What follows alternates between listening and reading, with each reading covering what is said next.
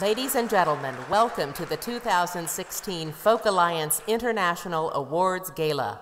Please turn your attention to the stage and welcome your host and tonight's MC, Steve Pultz.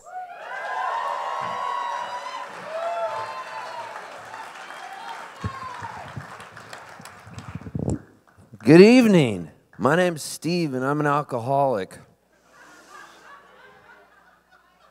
Is this a step study? All right, welcome to the 2016 Folk Alliance International Awards Gala.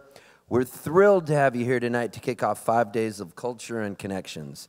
The ceremonial song you just heard was shared by Nimki Osawamek of the Wolf Clan from Manitoulin Island, Canada.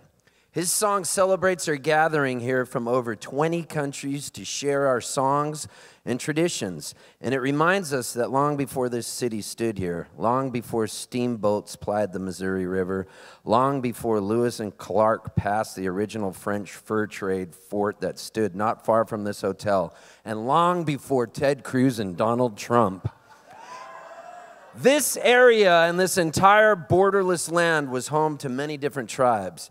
They were the people who sang the first folk songs of this country. Thank you, Nimki. Nimki will be showcasing recently Juno-nominated, he'll be showcasing with recent Juno-nominated Chris Dirksen tonight at 8:30 p.m. in the Shawnee Mission Ballroom.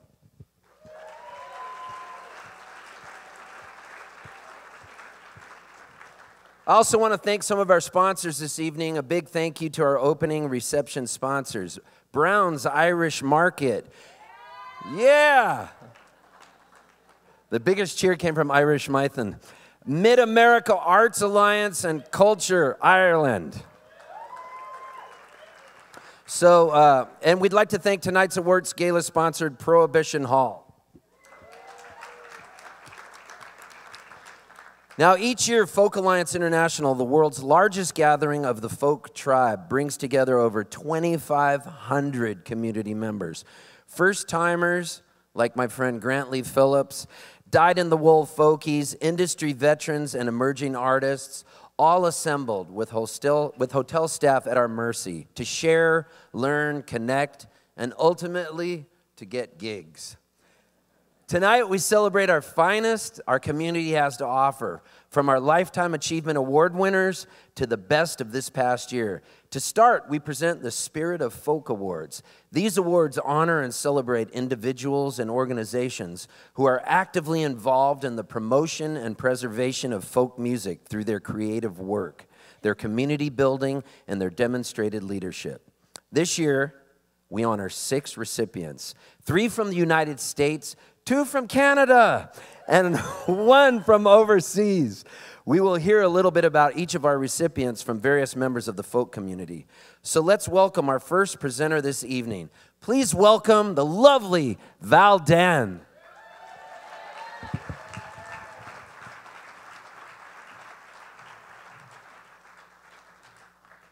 Hello. Well, we're told no ad-libbing, so I won't. Oh, this is not for short people. Okay.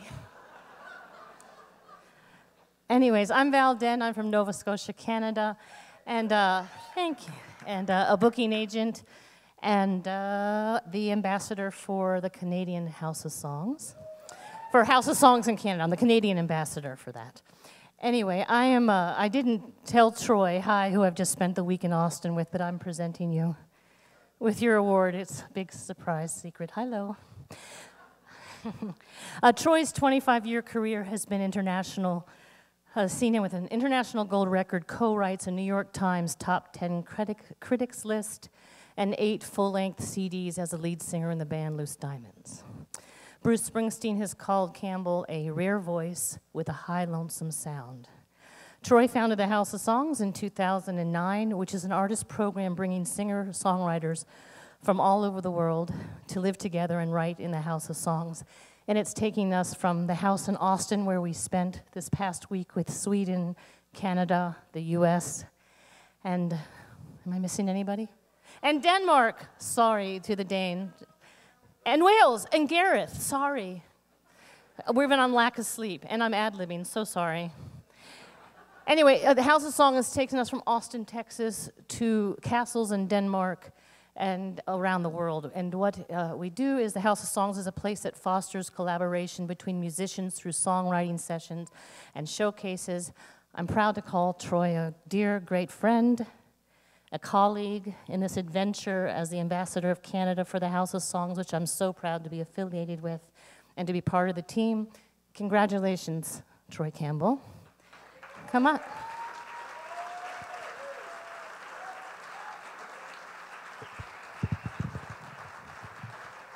Congratulations.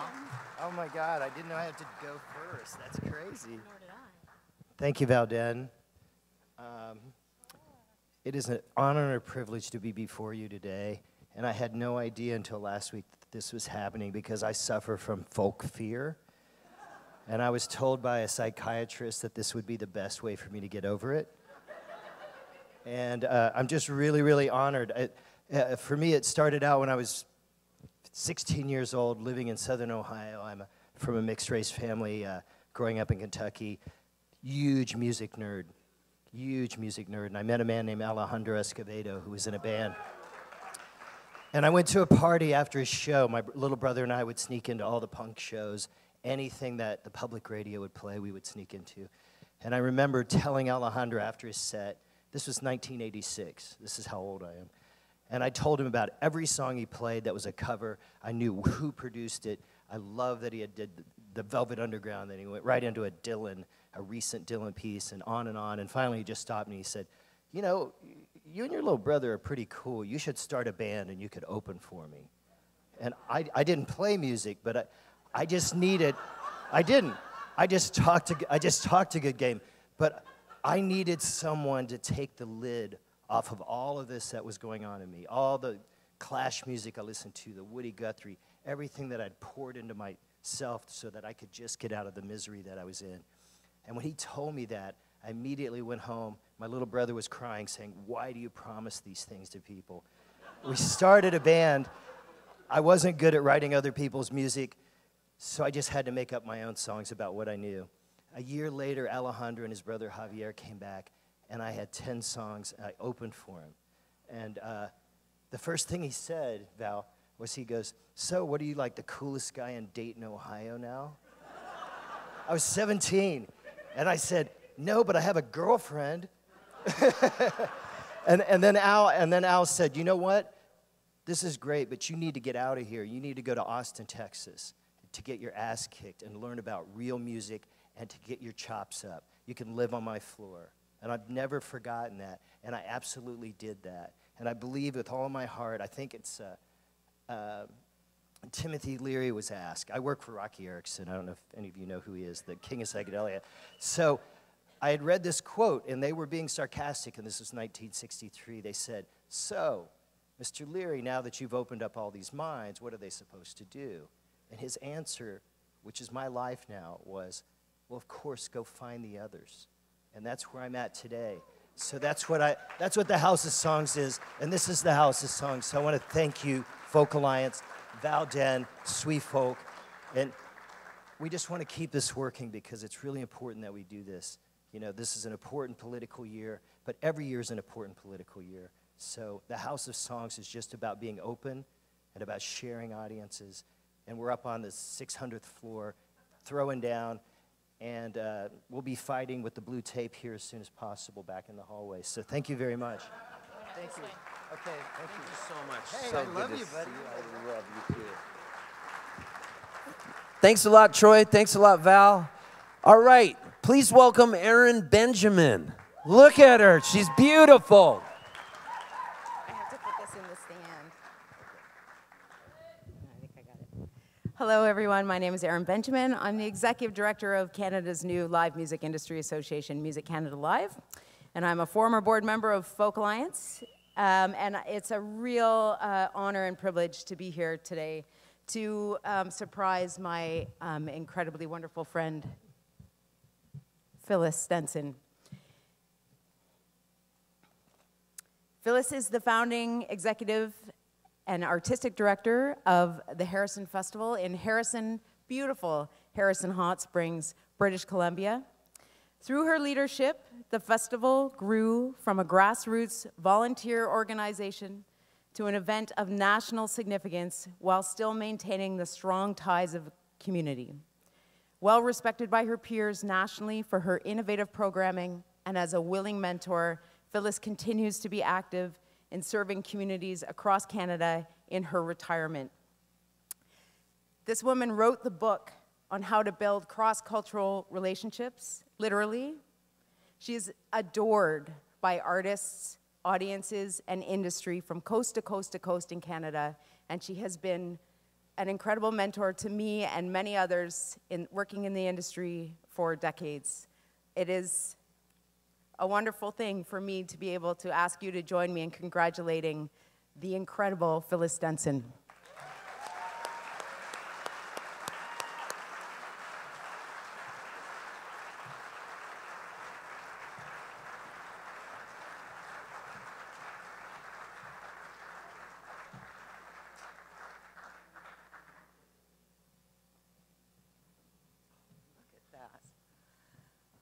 I was just so thrilled when I learned that I was getting an award from Folk Alliance. I come from a little town of 1,500, and when the festival started 37 years ago, the population was 399. And it started 37 years ago, and I didn't know there was other festivals, so our festival is 10 days long. It's quite the grind.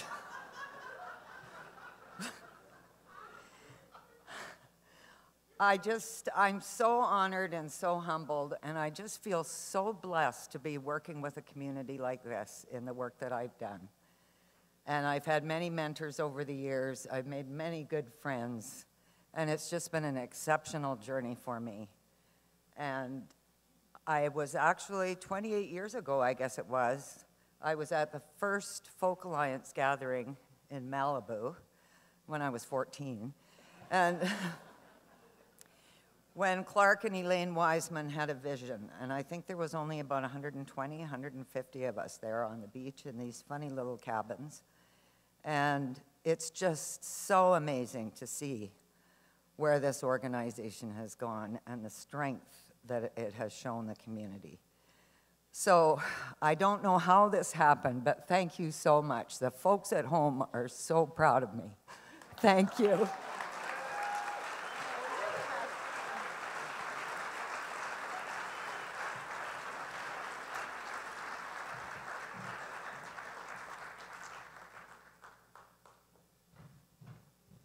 All right, thank you. Please welcome the ravishing, intelligent Anya Siglin.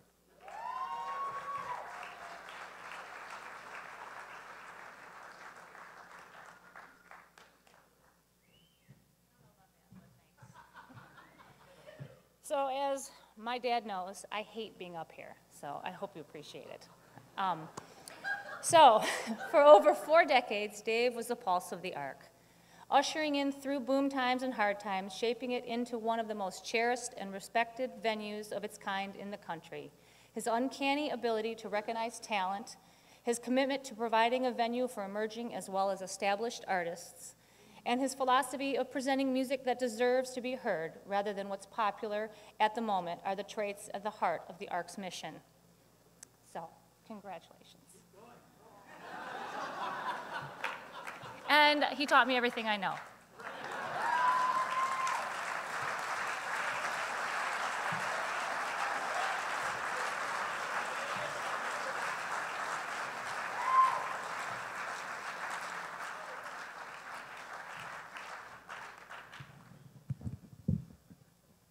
This is not for tall people. They told me I didn't have to say anything. So, thank you very much. This is very nice. I didn't expect this. I got an email saying I was getting this, and I had not registered yet for the Alliance. So I did, and I got here, and they didn't have my name or anything. But Lynn and I first came to the ARC in 1968. It was founded in '65, and last year I was interviewed in the Wisdom of the Elders, and Grit Laskin was interviewing me. And the first question he said was, "Did you have any surprises running the ARC?" And it was like, and I said no, because because we knew nothing when we got there. So how could we be surprised? Everything was new. And but if he had asked me that question the day before, I might have thought of some. And it struck me the biggest surprise I ever had when we first came to the ARC. We really didn't know what we were doing, and Michael Cooney came, and I don't know if you know who he is, but he was a phenomenal musician, still is, and he said, "Where's my advertising?" And I said, "Right, do you have it?" And so I learned how to do advertising that day.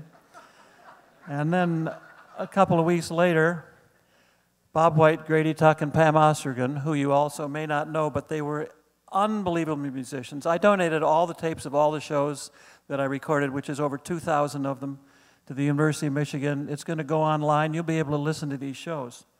And they played on Friday night, and Bob and Pam and Linda and I and Anya were sitting down having breakfast on Saturday morning, and all of a sudden we heard Grady Tuck upstairs yelling, "Get up here! Get upstairs, right now!" Bob and Grady had been in the Navy.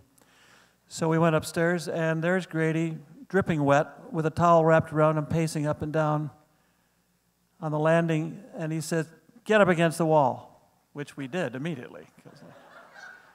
He said, "All right, I can't stand here in the tub, and if we're going to live here together," and Linda and I looked at each other, "What?" And that started about 18 years of a rolling party, and then the ARC moved, and it was less of a party and more of a business. But I had a wonderful time. I met tremendous musicians.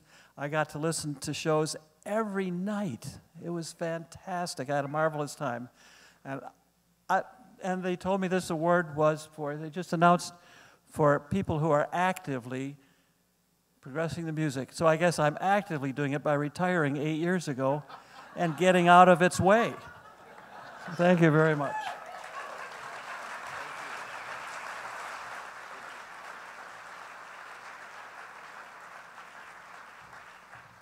That was amazing. This is so cool looking out here. I feel like I could just book 1,000 gigs and get all the business done at once. Lou, I can play your house concert. Next week, I'll do that one. Matt, I would love to come back to Club Passim. Let's do 2 nights next week. Irish Mython, we'll do a co-bill. Lisa Schwartz, yes, I would love to come back to Ardmore Music Hall. Sure, I'll play your festival over there. We can get it all booked. Let's shore up that rider. I did not get almonds on it last time I wanted it. All right, please welcome Maggie Rigby.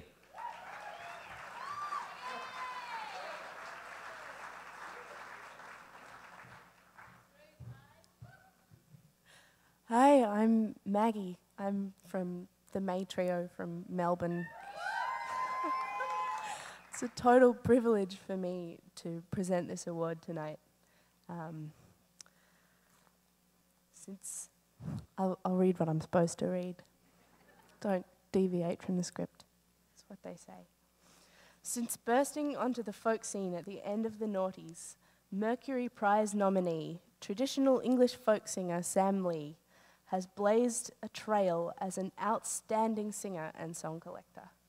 He's also been the driving force behind the award-winning folk club, the Nest Collective, which has brought traditional music to new stages and venues, as well as a founder of burgeoning song collectors movement that inspires a new generation of performers to draw on living source singers rather than books or records.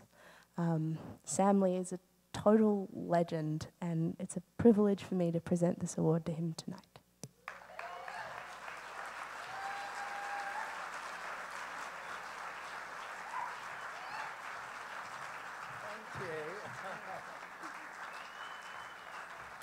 Thank you very, very much. I'm going to take very little of your time because you have no idea who I am, and I've only been doing it for about 10 years, which is very undeserving when I'm probably just starting out and I've got a whole lifetime of work ahead of me. But it's a real pleasure to be here at this festival and this gathering.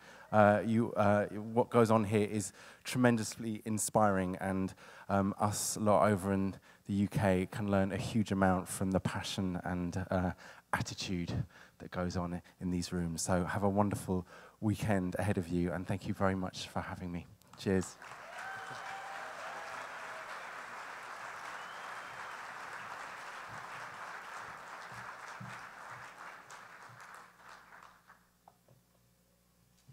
Hello, everybody. I'm Anna Mira. I'm the Canadian rep for Folk Alliance. Welcome, everybody, to Kansas City. So happy to be here. Woo! Tony Turner is a product of Ottawa's rich roots music scene. As a singer-songwriter, his thoughtful, sometimes amusing tunes reveal his love of history, landscapes, and the precious moments of ordinary people. These themes converged earlier last year with a healthy dose of political protest, making a bit of history himself when Tony penned the song Harper Man, a humorous call for change in federal leadership, which saw Turner suspended from his federal scientist role. The song garnered over 750,000 views on YouTube to help defeat the conservative government of Canadian Prime Minister Stephen Harper. Congratulations, Tony. It is an honor to have you as a recipient of the Spirit of the Folk Award. Come on up.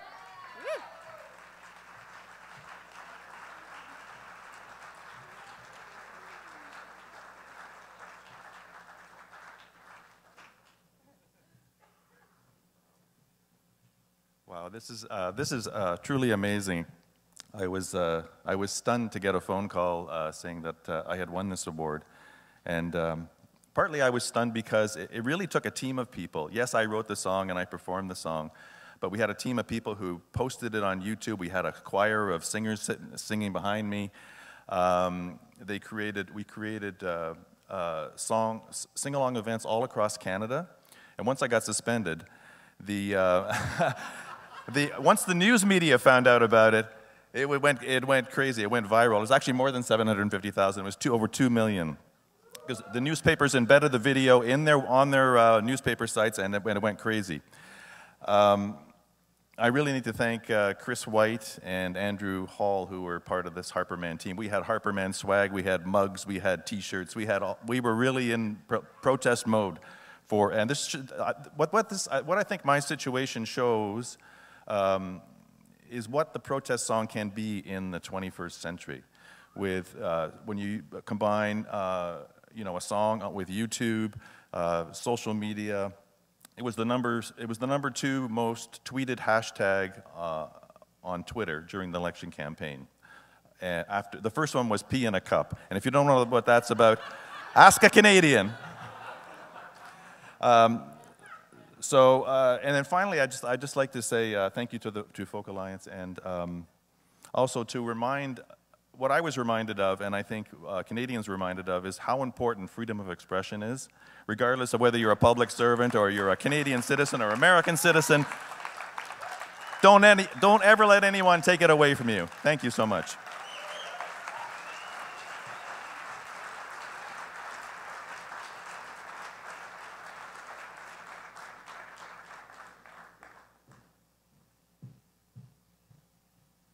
Hello.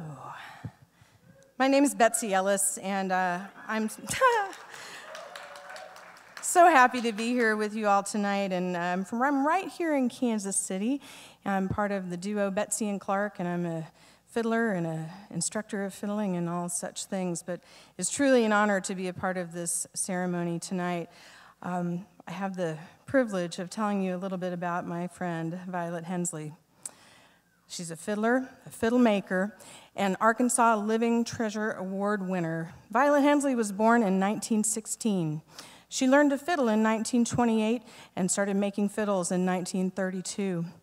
Now, Violet put her music aside for some time to raise a family, but started making fiddles again and playing music with the advent of the folk music revival. And she became good friends with Grammy Award winner Jimmy Driftwood. Sharing her talents in front of millions, Violet has appeared at the National Folk Festival and on a few television shows, such as To Tell the Truth with Alex Trebek, Captain Kangaroo, she played and he danced, and Live with Regis and Kathy Lee. It is truly a privilege and an honor to congratulate Violet Hensley for a Spirit of Folk Award.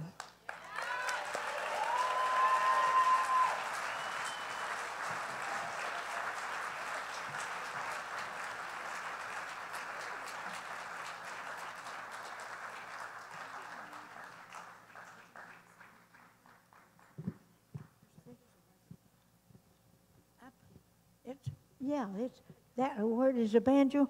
You know, I have put heads on 5 string banjos, made a new fingerboard for one. I've repaired 5 string banjos for everybody. I've repaired about every instrument there is, even a ukulele.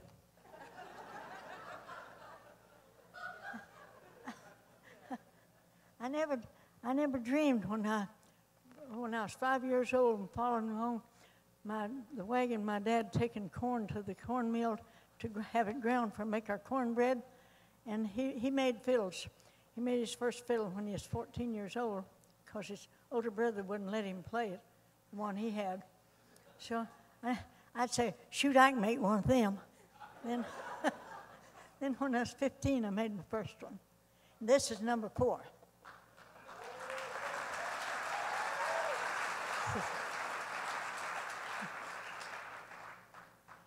Thanks for this award. I think that's really cute.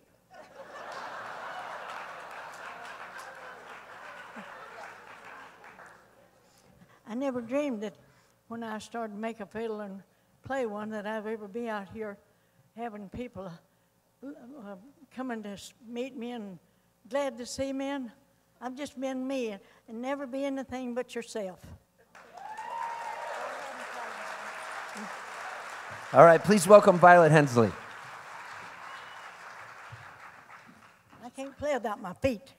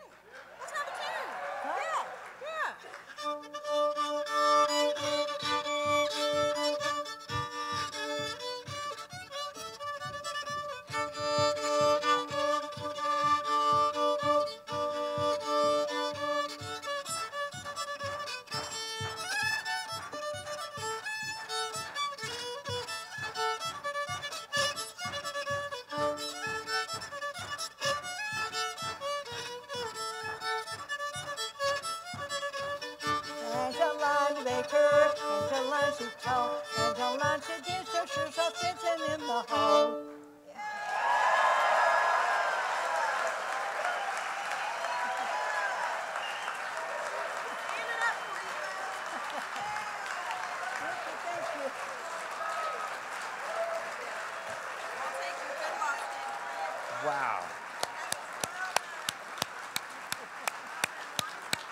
Violet Hensley. Wow.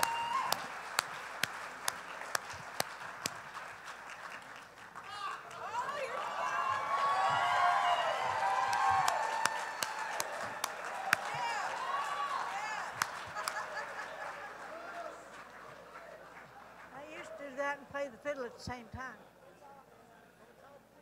Wow. Let's hear it again for all of the Spirit of Folk Award recipients. Troy Campbell, Phyllis Stenson, Dave Siglin, Sam Lee, Tony Turner, and Violet Hensley. Wow, that was beautiful. All right, Folk Alliance International began in Malibu, California in 1989 when Clark and Elaine Weissman and the California Traditional Music Society gathered 100 individuals involved in the presentation and performance of folk music and dance together. It's grown from humble beginnings to the event, conference, and organization it is today. In honor of the late Elaine Weissman, the Lifetime Achievement Awards are presented each year in her name. The awards are presented to a living recipient, a memorial recipient, and an active organization. The 2000 Legacy Lifetime Achievement Award is presented in memory of Sonny Terry and Brownie McGee. Wow. Let's look to the screens and learn a little bit more about our awards winners. Went up on the mountain, look down in the sea, thinking about the woman, the one we couldn't agree. Sonny Terry and Brownie McGee. How many images those names conjure. The mythical backroads of the blues and beatnik coffee houses, juke joints and folk festivals, the gritty dawn of R&B and the glitz of Hollywood. They busked at coal camps and took bows on Broadway. Wherever the blues walked on its long journey from regional Southern style to universal language, Sonny and Brownie walked along with it, winning crucial new audiences at a time when it might have died, for which they have too often been criticized. Brownie was as smooth and potent as brandy-laced cocoa, a riveting singer and dazzling guitarist, but only when he wanted you to notice, because he was also one of our greatest musical storytellers. His urbane style lured first-time listeners, preparing them for more idiosyncratic blues artists. You put me down, going up the hill, believing in your heart someday that I'd stand still. People, you know life is just one bitter pill. Oh yes it is, don't pity me. Sonny was one of the blues harp's greatest virtuosos, but he also knew how to have fun with elaborate hand motions that wowed crowds even as they puzzled other harp players. And there were those signature whoops.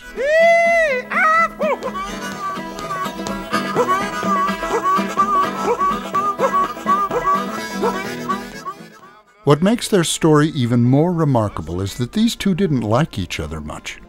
For years they insisted on separate hotels, dressing rooms, even separate rides to the club. The origin of that rancor is the stuff of legend, but Ramblin' Jack Elliott, who knew them from his teens, thinks they just got tired of each other. What he remembers is how they always treated him like part of the family, and how much fun they had before the rancor. One day in a car, the nearly blind Sonny heard Brownie whistle and said, "Was they blondes, Brownie?" Jack also remembered Brownie knocking on doors in the same ka-chuck rhythm that was his guitar trademark. He'd wink and say, "Someday the whole world's gonna be ka-chuckin'." Sonny was born in Georgia in 1911, Brownie in Tennessee, 1915. Both had hard-scrabble but musical childhoods, and both were scarred by disability.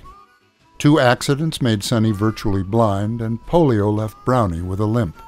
Long before they knew each other, both earned their showmanship the hard way, performing at coal camps, medicine shows, tobacco auctions, anywhere people gathered. Oddly, both men's big breaks were bad breaks for Blind Boy Fuller. John Hammond wanted him for the historic Spirituals to Swing concerts at Carnegie Hall, but Fuller was in jail, so Hammond invited Sonny. He met folklorist Alan Lomax, who introduced him to New York's leftist folk scene, including Pete Seeger, Woody Guthrie, Leadbelly, Cisco Houston, and Josh White. Brownie got his big break when Fuller's health failed in 1940. OK Records originally billed him as Blind Boy Fuller No. 2. In 1942, Sonny was booked for a Washington concert, but his manager was unable to drive him. He suggested Brownie, and they performed together. From then on, they worked as a duo, though they always maintained solo careers and worked with other musicians. and they became active in that leftist folk scene. Some point to the rise of the folk revival in the mid-50s as a time they turned their backs on black audiences to focus on white ones. But it's not true. They performed for both audiences, never seeming to favor one over another. Brownie recorded for years with Savoy, releasing pioneering R&B tracks, while also recording with Seeger and other white musicians. Sonny was the same, working with Big Bill Broonzy and Woody Guthrie. It's a shame this courageous colorblindness is used to discredit them, and it highlights a more insidious purism. Brownie and Sonny are also sometimes criticized for not exclusively singing the blues, but also folk ballads, work songs, field hollers, and children's music.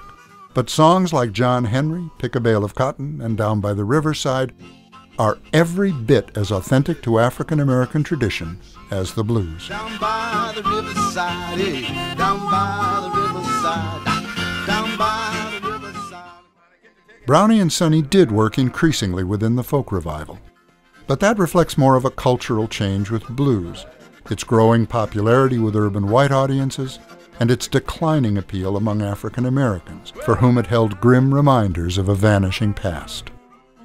Brownie and Sonny became big stars through the revival, appearing at the very first Newport Folk Festival, touring the world and becoming astonishingly prolific, with a combined discography of over 600 recordings. Brownie played the guitar that Andy Griffith mimicked in the film A Face in the Crowd, and Sonny Terry had a role in the musical Finian's Rainbow. Both appeared in the original Broadway cast of Cat on a Hot Tin Roof. They never stopped performing until Sonny's death in 1986 and Brownie's in 1996. So many millions walked through the musical doors they opened, discovering the furious joy of the blues, but also the broader landscape of black folk tradition that did so much to create every music we think of as uniquely American. They were such a beautiful pair musically, Ramblin' Jack said. They couldn't have gotten along without each other. We couldn't have gotten along without them either. Fortunately, we don't have to wonder what our world would be if Sonny Terry and Brownie McGhee had not walked through it together. But one thing's sure, there'd be a lot less kachookin' and a lot less whoopin'. Sunrise in the east, even it goes down in the west. Hard to tell now which one will treat you the best. Go, let me see what you're gonna talk about. A Crow Jane, what make you hold your head so high? Well, you realize, honey, you're gonna lay down and die. Hi, folks. I'm Happy Traum, and I was delighted to be asked to present this award for Brownie and Sonny. Brownie was my guitar teacher back in 1958, 59, 60. We had a great relationship, which eventually ended up in a book that we wrote together called The Guitar Styles of Brownie McGhee, and he was a major influence on my guitar playing and my life. I used to go down to his place on East 125th Street in Manhattan, East Harlem, and his lessons would sometimes be 2-3 hours long, and in those days, you know, Brownie and Sonny weren't always on the outs. They were good friends, they loved each other. I don't know what happened later on, but Sonny used to come over in the middle of a guitar lesson I'd be taking with Brownie and start playing his harmonica. And what an education that was. There was nothing like it, and it influenced me to this day. So I am delighted and proud to be able to give this award on their behalf. And I'm going to give it to Darren Black of the Mutual Musicians Foundation, who's going to accept it for Brownie and Sonny. Is Darren here?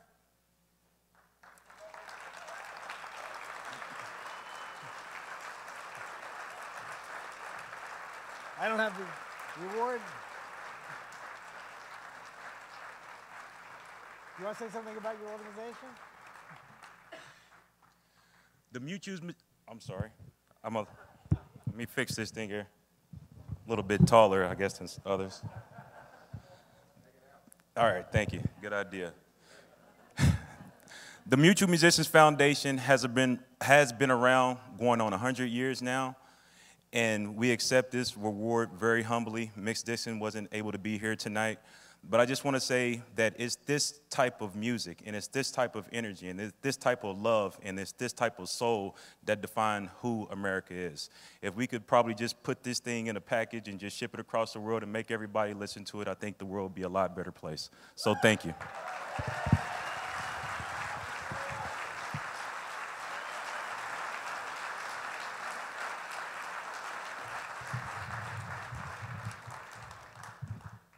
Are you guys having fun yet?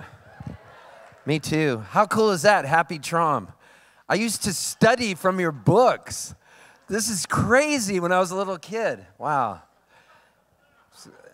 This is amazing to be here. This is the greatest Folk Alliance ever already. Can I get a hallelujah? Can I get a hallelujah? All right, this year marks the introduction of a new group of awards, the International Folk Music Awards. 3 awards were launched with the intention of expanding the categories in coming years. Drawing from the year-end playlist results of our folk DJs, as well as industry and community input, a short list was assembled from hundreds of incredible artists. All members in good standing of Folk Alliance were then voted to vote for Song, Album, and Artist of the Year.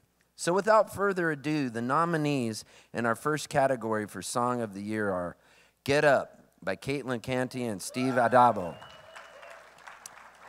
Boston Town by Della Mae, A Wanderer, I'll Stay by Ferris and Jason Romero, Best Medicine by the Stray Birds, River Winding Down by the Sweet Lowdown. Let's hear it for the nominees one more time.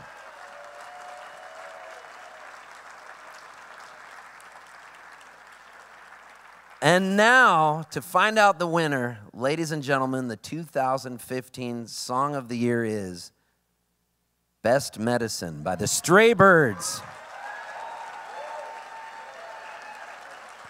Now, the Stray Birds could not be with us here tonight, but please look to the screen for a message from our winner. Hey, it's Charlie. And Maya. And I'm Oliver. Thank you for this award. Ooh, nice one, guys. We feel like it's a real piece of proof of the value of the Folk Alliance community.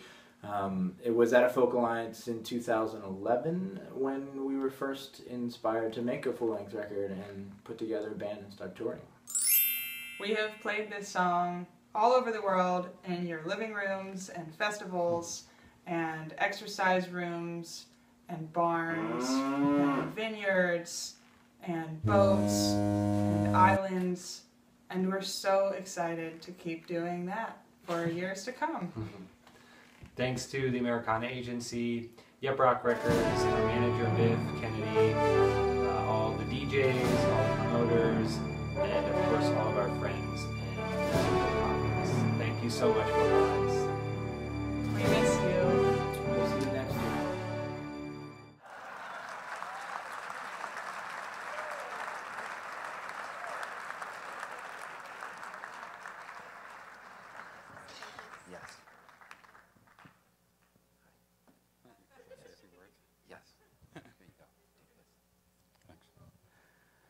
Good evening, everyone. My name is Biff Kennedy. I'm a recovering manager.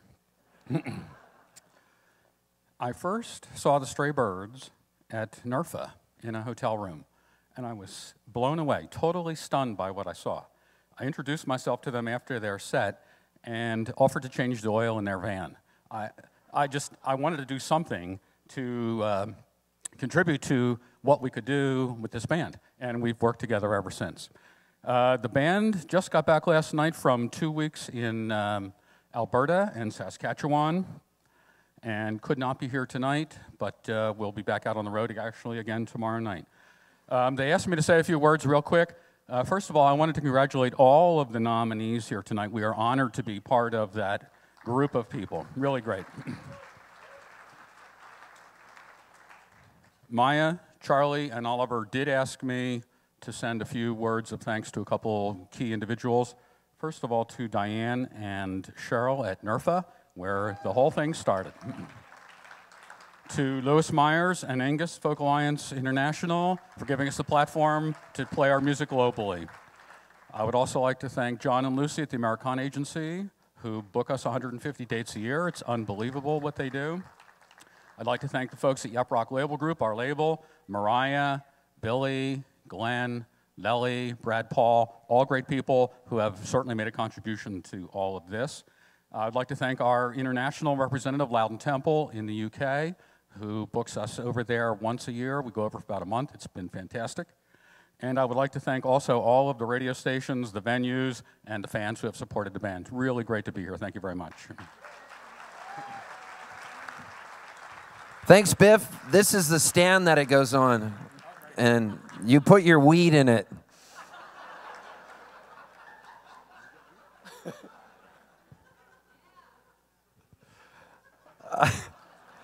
All right. Here to perform a song this evening is an artist who's come all the way from Derbyshire, England. She's an exquisite artist who performs both traditional and original material. Hailed by the BBC and also Folk Singer of the Year in 2014. Please welcome Bella Hardy.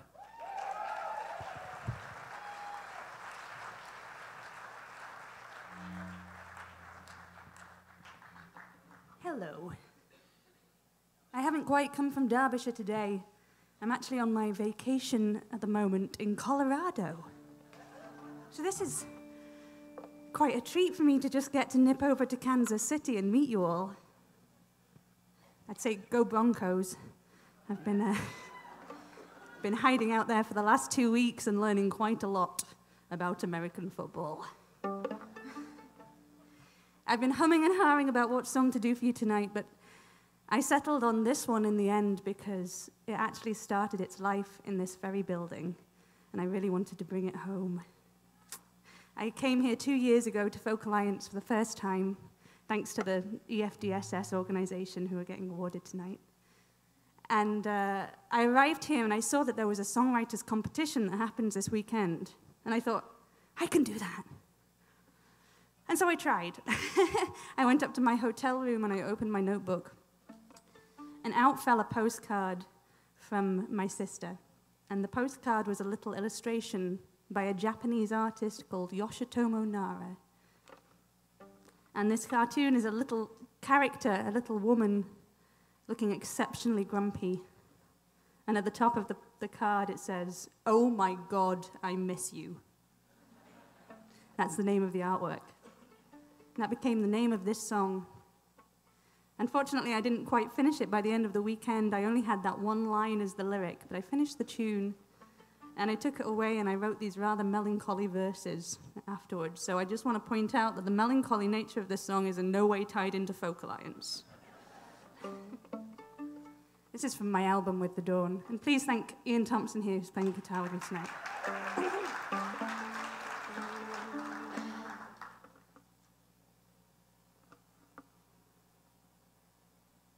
I always knew I'd miss the snow. I didn't think I'd have to say goodbye to winter, too. Some days I long to lie out in the cold, the way we used to do. Because, oh my God, I miss you.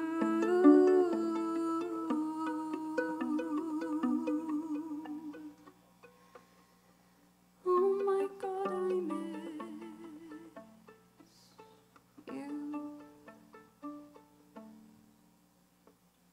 When no one cares, you'll wonder why. But if you never leap, you'll never learn to fly. And I've got to let you go, I know, but how? I wish I knew. Because, oh my God, I miss you.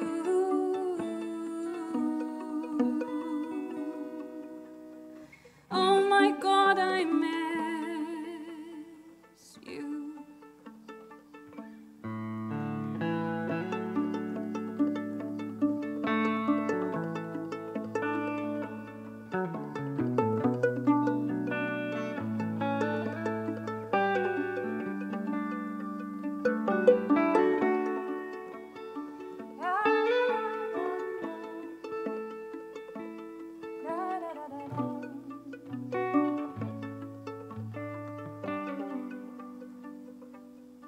misplace the words, and I am lost. Erase the way things were, but at what cost? Love had me thinking strength was blindness. Now I see that isn't true, because I'm self-obsessed and mindless, and clear thoughts just can't break through. And I wish I knew how not to feel this way. Lord knows I do. Because oh my God, I miss you.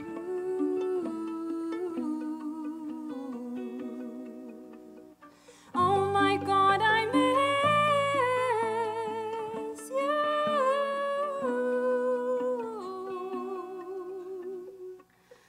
Oh my God, I miss you.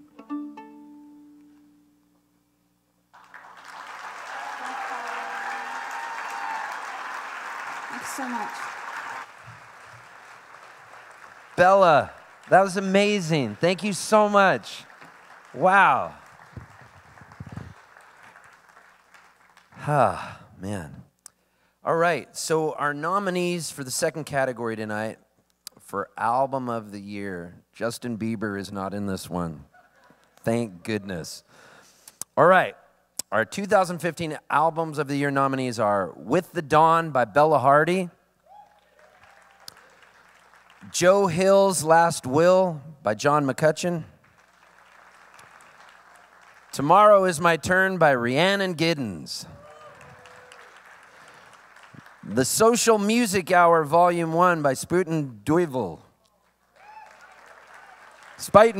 sorry, as we say in Canada, and Jamie Stone's Lomax Project by Jamie Stone.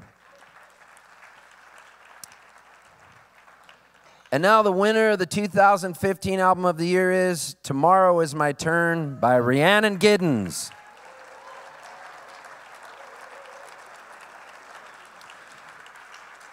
And Rhiannon could not be with us tonight, but please look to the screen for a message from our winner.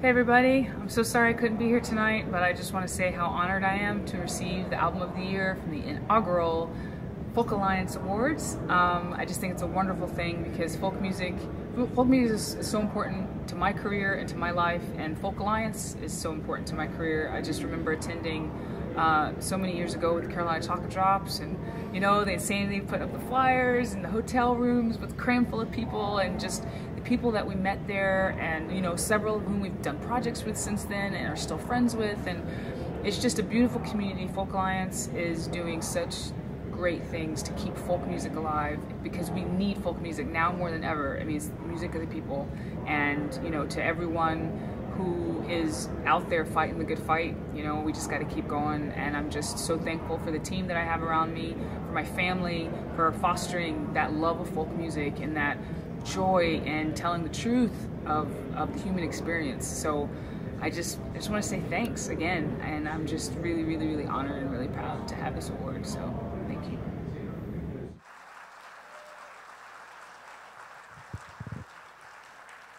All right.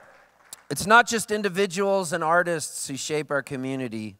It is also organizations and institutions who, like Folk Alliance, strive to preserve, promote, and present folk music. They are the cornerstones of our communities, the archives and research dens that care about the forgotten, the haven for artists winding their way from place to place, and the catalyst for people to care about the work we all do. So please turn your attention to the screen and learn a little bit more about tonight's Business Academic Lifetime Achievement Award recipient.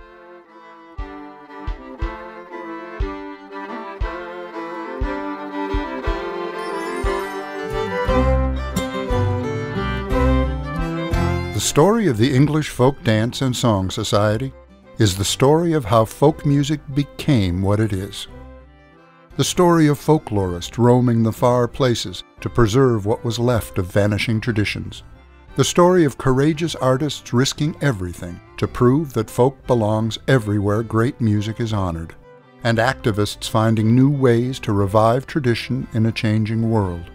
Most of all, it is the story of generations honoring generations, seeking the root and stock of our culture, and discovering what is best about being human. After over 100 years, the Society, or EFTIS as they call it, remains the beating heart of British folk music. We are the National Development Organization for the English Folk Arts, says Director Katie Spicer. Our mission and ambition is to preserve, promote, and develop the English folk arts through education, our library, workshops for children and adults, support for artists, and working with over 800 affiliate organizations to promote folk throughout the British Isles and overseas. The story begins with the most formidable figure in the history of folklore, both by accomplishment and temperament according to those who knew him, Cecil Sharp. He sought to preserve and promote folk music and dance, particularly the social form called country dancing and the more ceremonial Morris and sword dances. The English Folk Song Society had been founded in 1898 as a center for collectors like Sharp, Lucy Broadwood, and a young composer-collector named Ralph Vaughan Williams.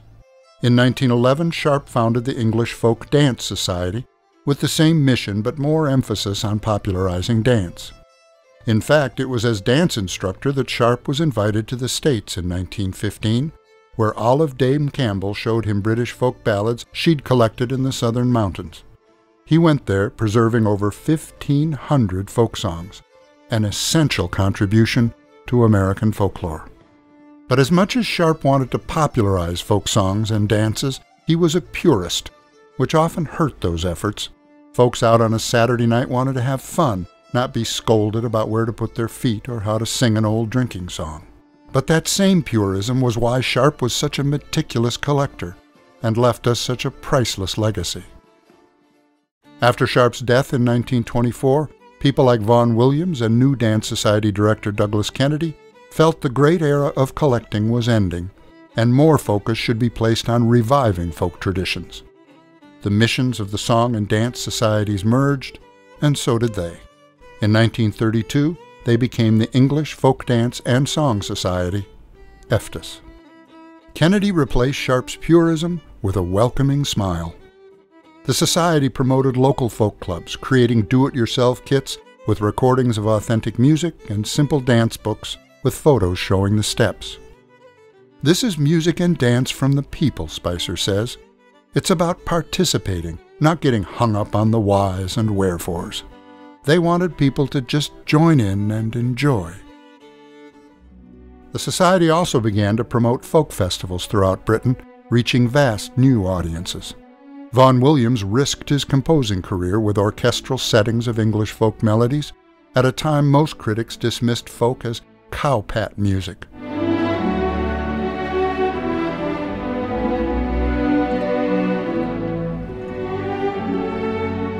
But he, along with composers like Percy Grainger and George Butterworth, gave crucial respectability to folk music among elite audiences who began to appreciate and support it. The 1959 Penguin Book of English Folk Songs was the chief source book and seedbed for the coming commercial revival. Its songs came almost entirely from the EFTIS Library of Folklore Collections. In the 60s, a rocker named Ashley Hutchings began to haunt the EFTIS Library, searching for a more distinctly English sound for his band. Their next album replaced the usual Dylan covers and folk rock originals with songs deeply rooted in English tradition. It was called Liege and Leaf and propelled Fairport Convention to superstardom. Lord Darnell's wife came into the church, the gospel for to hear. The Society remained active, but after all that, even they admit they got a little sleepy.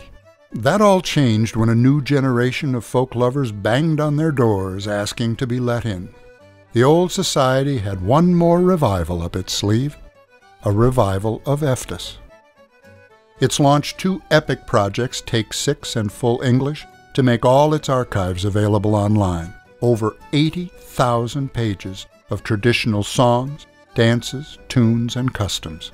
Playwright-screenwriter Lee Hall of Billy Elliot and Warhorse calls it possibly the most exciting and significant thing to happen to British folk music in at least a generation. The Society's headquarters at the old Cecil Sharp House remains the queen bee hive of the British folk world, keeper of all those collections, host of concerts, dances, classes, artist residencies, and the 25-member National Youth Folk Ensemble. We're not just about preserving, Spicer says.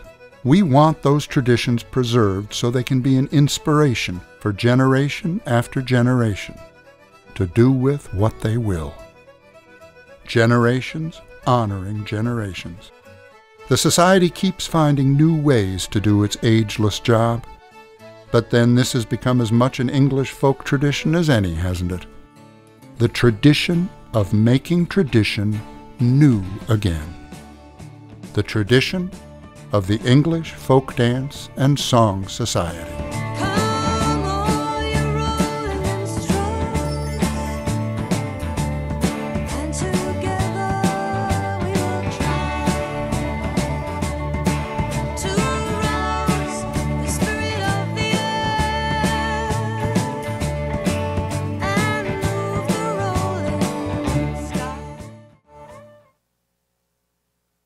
Here to present the Business Academic Lifetime Achievement Award, Folk Alliance International Board Member Matt Smith.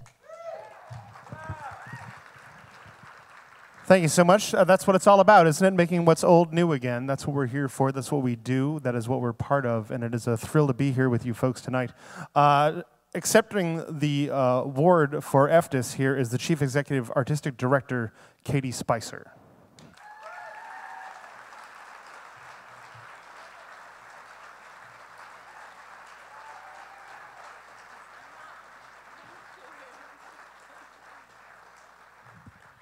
Well, thank you so much. This is an extraordinary award.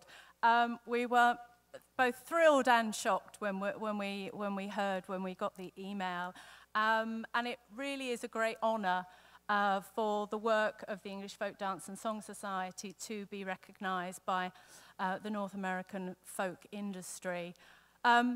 The film was amazing. I can't quite believe that the lovely people that pulled that film together did it in such a short amount of time with just a couple of phone conversations and an awful lot of information from our website. And I think actually that it just says it all. 2016 is a particularly apt year to be given this award because, as was mentioned on the film, our founder, Cecil Sharp, first visited the United States in 1915, but actually in 1916 he started the first of a series of trips to the Appalachians to start collecting tunes and songs. So really sort of started the relationship with America at that time. We're fairly new to Folk Alliance really. We've only been coming here for the last 5 years, but in the last 4 years, including this year, we've been very privileged to be able to bring some of our best English folk artists here, and I very much hope you'll be able to see the ones that have come this year. So thank you again to everybody at Folk Alliance. This really, really is just very, very special. Thank you.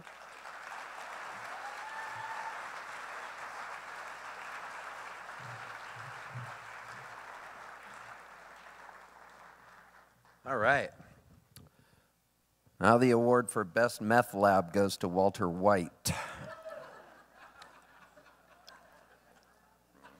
Ladies and gentlemen, Casey Turner's in the house tonight. One of the best guys ever who books shows. I just saw him. I just got excited. All right. Sorry. Coolest fan who's driven all around the country to see me play Rob Hannings. There he is right there, ladies and gentlemen. Now let me tell you something. It's one thing to make a record. It's another to write a great song. And it's quite another to spend your days on the road, hawking your wares. But great artists combine all the elements and stand out in a moment in time for their character, their sound, and their work. The nominees for the 2015 Artist of the Year are Chuck Brodsky, Darlingside,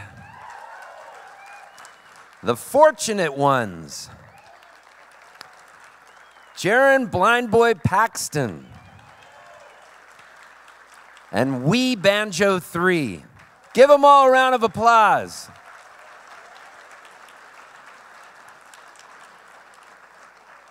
All right, and now the winner of the 2015 Folk Alliance International Artist of the Year is Darlingside.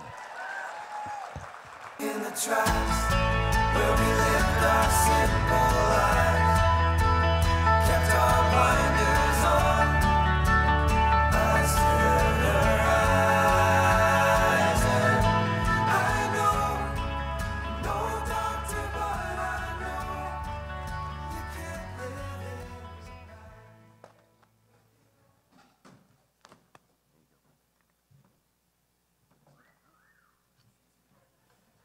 Thank you all so much. The past year has been a tremendous one for us, and we owe a huge debt of gratitude to the Folk Alliance community for that.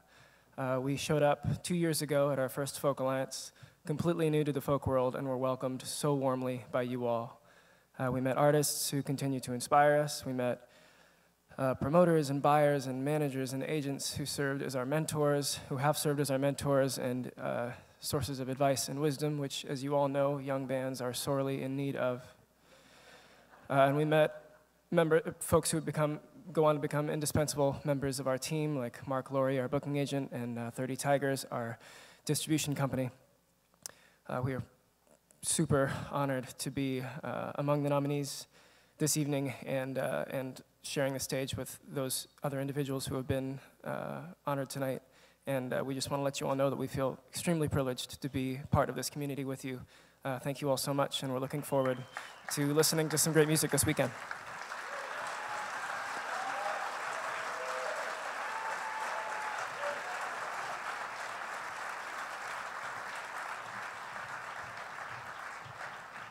Let's hear it again for Darlingside. Love you guys.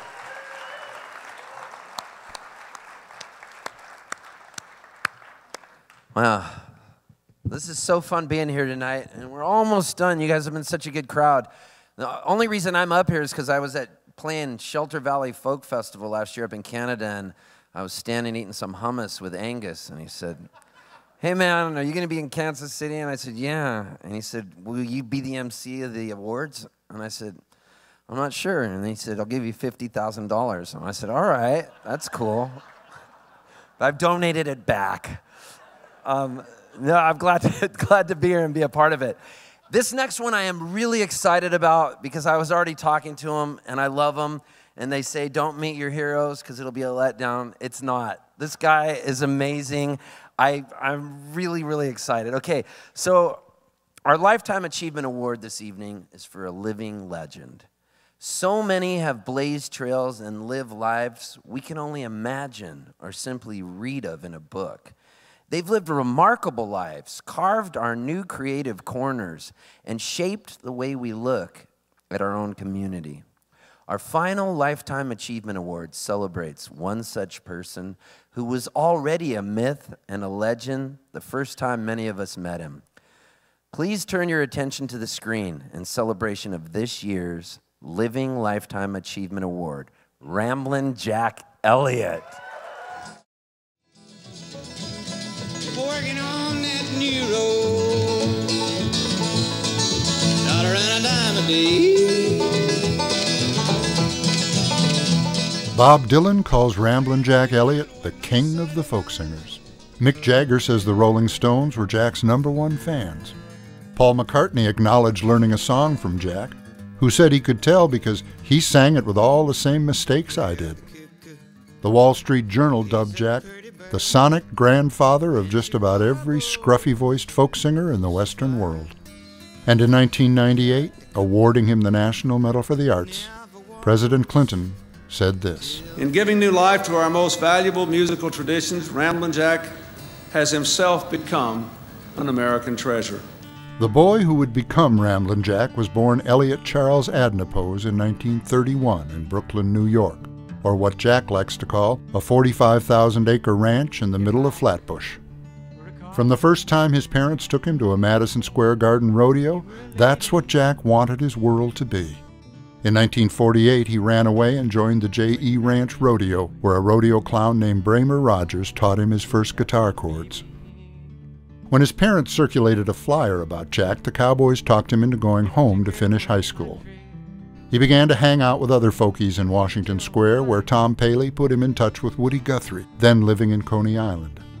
Jack became Woody's Plato, accompanying the songwriter on his last travels before Huntington's disease confined him to a hospital.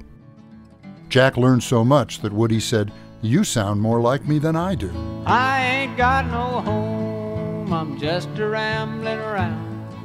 A hard-working, rambling man, I go from town to town. The police make it hard wherever I may go, and I ain't got no home in this world anymore. Woody was the first folk singer that really excited my imagination, Jack says. I liked the way he told everything point blank, without any fake melodrama like the pop singers. But Woody's most valuable lesson was what he refused to teach. When Jack asked Woody to show him a guitar lick, he said he asked that of Leadbelly, who'd replied, "You can steal whatever you want, but I'm not giving it away." This distilled into a powerful discipline for Jack, a rare, almost photographic ability to learn music simply by listening. And not just the songs, but the idiosyncrasies of the guitar style, vocal nuances, and regional inflections. He became the songs he sang. Come all you old-time cowboys and listen to my song. Please do not grow weary, I'll not detain you long. In 1955, Jack went to England and fell smack dab into a bubbling revival obsessed with American folk music. Suddenly, Jack was the one everybody wanted to imitate. He invited his banjo chum Darrell Adams to England, and they formed a duo sometimes called the Rambling Boys. That's one theory for Jack's nickname. Another is that when Odetta's mother saw him at a party, she said, "Oh, here comes that rambling Jack Elliott." But she was referring to how much he talked. For the record, Jack prefers that version. He loves a good story. In 1961, Jack returned to an American folk revival in which he was already a legend, the shadowy figure who was Woody's last sidekick. To them, he was a myth before he was a man. He'd become a brilliant performer in Europe. All the voices inside him had become his own. He was a superb musician, crackling with sage wisecracks, tales of the road and the legends he'd known. His homecoming created such a furor that his first American concert was at Carnegie Hall, and producer Izzy Young said it felt like God coming down from the heavens. Jack met Bob Dylan at Woody's hospital, and they became friends. It was soon obvious to everybody that Dylan was imitating Jack. People were trying to get me to get mad at him, Jack recalled in his daughter's wonderful film, The Ballad of Ramblin' Jack. But I thought it was a great compliment. In fact, the way Jack had successfully hybridized himself may have been the most influential thing about him. His roots as an urban middle-class intellectual were always evident beneath the cowboy persona. To become a genuine folk like Woody was unattainable. But to be born Elliot Adnapose and make yourself into Ramblin' Jack, well, that's a star they could reach. Sales of cowboy hats soared in Greenwich Village and Harvard Square. None of that changed Jack very much. Like folk music itself, he kept rambling whether or not the spotlight was on him. He sang when they wanted him, cowboyed or worked on boats when they didn't. His high-profile moments always seemed to be somebody else's idea, from touring with Dylan's Rolling Thunder Revue to his Grammy-winning stint with Red House Records. Perhaps Jack knows that stardom grows under bright lights, but legend grows in shadow. Asked how he sees his legacy, Jack rambles off into the difficulties of playing guitar in a truck, crossing the Alps in a motor scooter, and teaching Dylan to play harmonica. Then he says, "I guess I'm a catalyst, a carrier of some sort of story." It's suggested he's like a connecting rod between tradition and what music has become. Jack says, "Connecting rod, I like that. Reminds me of how a steam locomotive looks with those rods moving back and forth, making the big wheels turn. Yeah, I'm a connecting rod. Live a while in another city, just about to go insane. Sounds like I heard my baby Louise used to call my name. Whoever comes back to stay, spend another brand new day. Walking with my baby down by the San Francisco Bay. Yeah, walking with my baby down by the San Francisco Bay.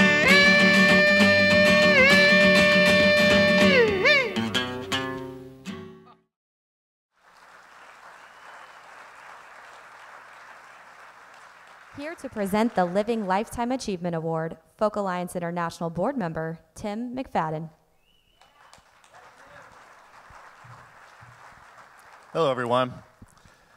Those that know me know what a distinct honor this is for me tonight. I'm just going to get out of the way, and please help me in thanking this wonderful entertainer for all of these years and all of the influences he's had on all of us. Please congratulate Ramblin' Jack Elliott.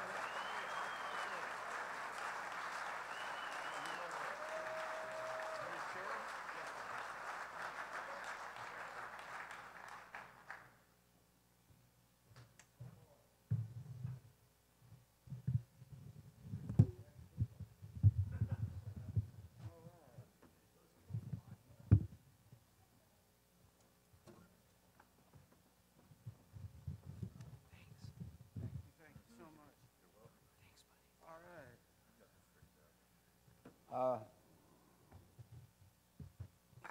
you very much. This is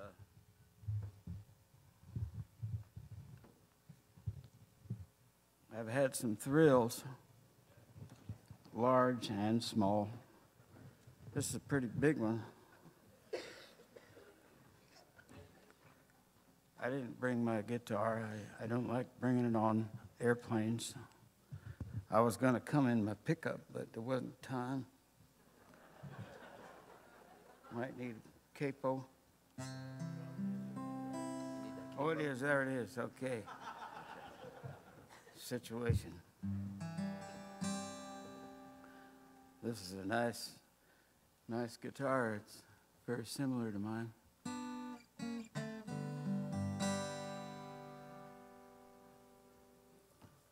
I love posing for pictures, and I'll be glad to smile if necessary.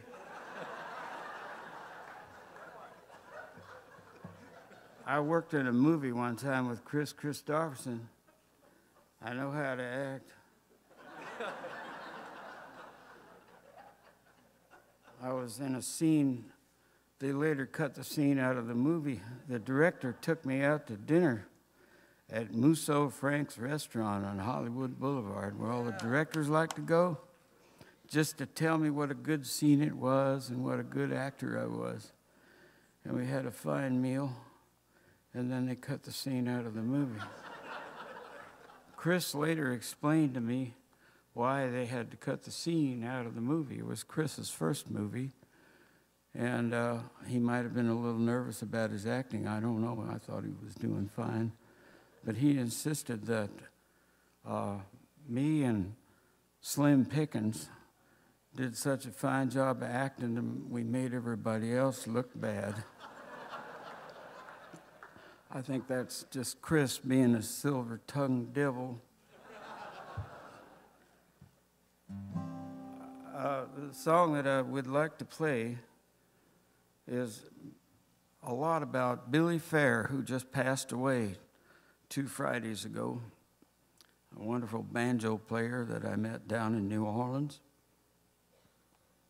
And actually, I had met him in New York once before that, but I didn't recall it because Billy had changed his appearance, lost a lot of weight. He was looking really good in New Orleans, sunburned. When I first met him up in New York, he was kind of a mess, but I didn't know who he was or what. He's some banjo player. We were coming back to the city from some big car race, and I saw this big limousine or old Italian antique Hispano Suiza touring car parked in front of a hamburger joint, and we were getting hungry. We decided to go in there where the car was parked and get a hamburger. And this really rather disheveled-looking individual met me belly to belly and said, "You think you're Woody Guthrie?" And I had an urge to punch him, but I wasn't raised that way, and I just sort of felt bad, so I turned around and walked out of there. I found out much later it was Billy Fair, but I forgot about that. And, about a year later, I met Guy and Frank Hamilton, Guy Carowan, who just passed away recently. And they invited me on this trip. They were going down to North Carolina to collect folk music. They were from California, drifted out to New York in an old war surplus car, painted blue, painted with a brush, an old Army officer's car. And we drove all the way down through the Smoky Mountains. We were on the road about 3 months, busking on street corners and meeting wonderful musicians up in the mountains, and we ended up in New Orleans, and we had a name of somebody to look up in New Orleans, somebody named Billy Fair, and I didn't remember who that was, but he was some banjo player that we were going to look up, and we couldn't find him in the phone book. Well, we ended up giving up the search and really retired over in a little cafe down by the Mrs. Miller River there, in a place called the Café du Monde, big sign, Café du Monde, where they served coffee and beignets covered with confectionery sugar that kind of blew off the tabletops like a smoke screen off a World War II destroyer. And there he was, sitting in the white smoke with his white shirt and white pants on. All we could see was his black mustache and black curly hair shining through the white smoke of the confectionery sugar off the tabletops. You know what I'm saying? And it was Billy Fair.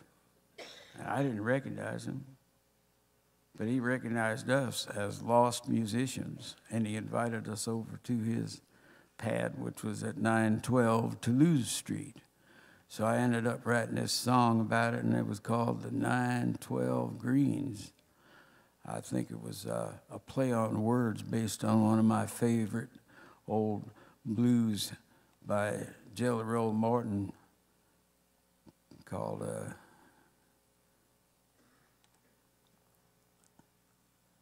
219 Blues. I call it the 912 Greens. The greens referring to a banana tree that grew in the patio there. And I can't sing the whole song, it takes too long, but it's about a 14-minute song, but I'll just do the little Reader's Digest version of meeting Billy Fair, and it was down at 912 Toulouse Street, and up a back alley there, a little wooden fence and some garbage cans with 912 painted on them. And you'd grab the top of the fence and climb up over, and now you're up.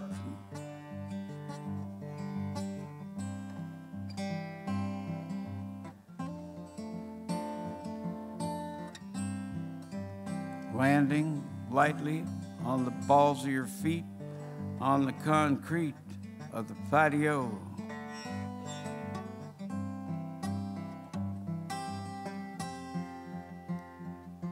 There was a three-legged cat. Billy had this cat that was pretty agile, and he challenged me to a race. And I used to run track in high school, and I accepted the invitation, and we got in a little foot race. Raced him up to the top of the stairs there, overlooking the patio, and he beat me. By God, that cat could run. Three-legged cat. What do you think about that?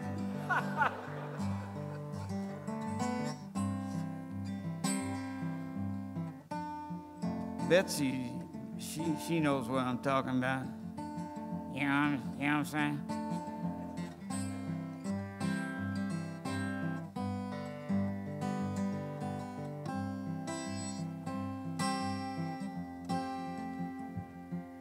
I saw Billy again just about 2 years ago. Surprised me in a little church in San Francisco. And then I got the call here from Angus. Now, I'm too old to fly. I know how to fly an airplane. That doesn't bother me a bit. I love flying. It's just the airports that get me down. You know what I'm saying? So I called my neighbor, Doug Adams. He's got a brother named Daryl Adams. He's a musician too. Daryl plays banjo, don't he? So Doug navigated me here because I don't take direction that well. You can ask Chris.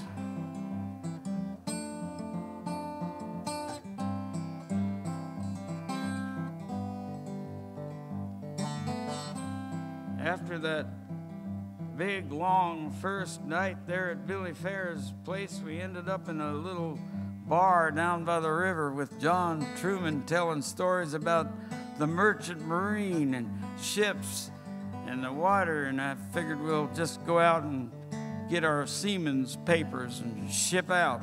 Went down to the NMU Union Hall, SUP.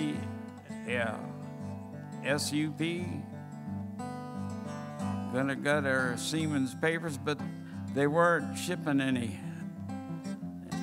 at that time. There was a big slump in shipping, and you couldn't get seamen's papers. Well, in order to get seamen's papers, you had to get a letter from a captain promising to hire you, a letter from the captain to the union, letter from the union to the Coast Guard, a letter from the Coast Guard to you, letter from you to the captain. And so we said, frigate. That's an old nautical term. Did you ever stand and shiver just because you were looking at a river?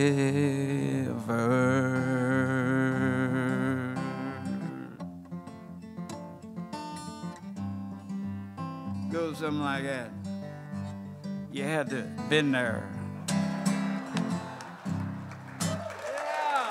Thank you, Doug Adams, for your fine guitar.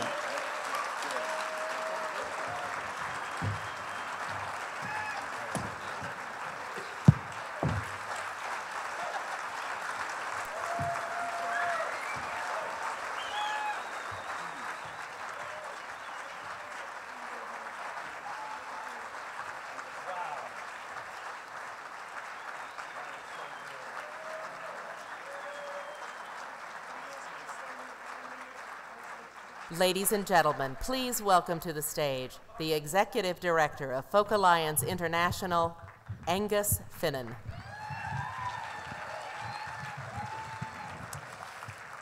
Hi, folks. We're thrilled to have you here. What a treat. We do come here to do business and to sing songs, but we also come to celebrate the legends and the rising talent in our community and the people who work behind the scenes, and that's what this night is all about. Here's to the production crew, Sect and Epic, who've run the stage and sound here. Thanks so much.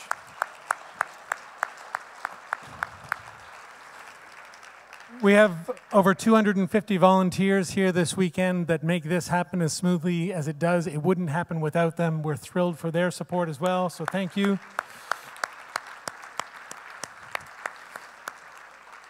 There is a 20-member volunteer board of directors spread out across this fine country that come together on a regular basis by phone and twice a year in person to oversee this entire organization. They are incredibly passionate stewards of this organization and this community, so my hat off to our board of directors.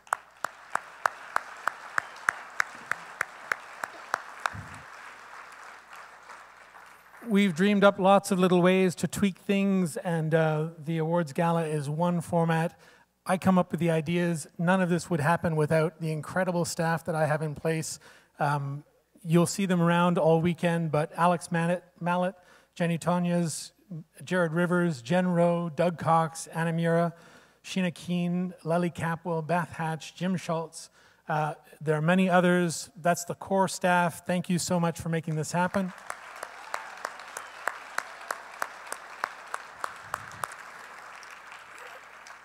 As a 501c3, we rely on the support of our donors, our funders, and our sponsors. Our thanks to everyone who has contributed to this year's fundraising campaign. We wouldn't be here without the support of our funders as well. I just want to recognize the Neighborhood Tourist Development Fund, Arts KC, and the Missouri Arts Council. Also, Prohibition Hall, who sponsored the awards tonight, as well as our reception sponsors earlier this evening, Culture Ireland, the Mid-America Arts Alliance, and Brown's Irish Market. So thanks all. We have one more closing piece, and we'll see you around all weekend.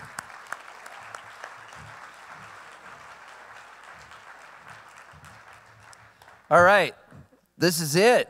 You guys hung in. Thank you so much. You deserve a round of applause for yourselves. To conclude our program this evening, I have just a few announcements to share with y'all. If you haven't downloaded the conference app, you should. My Event Apps have designed a great app that will give you all the information. Be sure to drop by the silent auction tent to bid on a range of beautiful instruments, consulting services, studio time, and a week-long stay in Hawaii. Sunday marks the launch of the Kansas City Folk Festival here at the Westin. This is a public family event from 10 a.m. to 5 p.m. that replaces last year's music fair. The festival features an artisan market with painter, potters, and instrument makers, a 2-hour gospel session, local and regional showcases, and performances by Peter Case. I love Peter. Allison Brown, Eric Anderson, and Los Texomaniacs. Be sure to tell your friends locally. And finally, this is going to be it. This is great. It's my pleasure to introduce our final performer for this evening to close out this year's awards gala. The winner of the Artist of the Year award. Please welcome to the stage, Darlingside.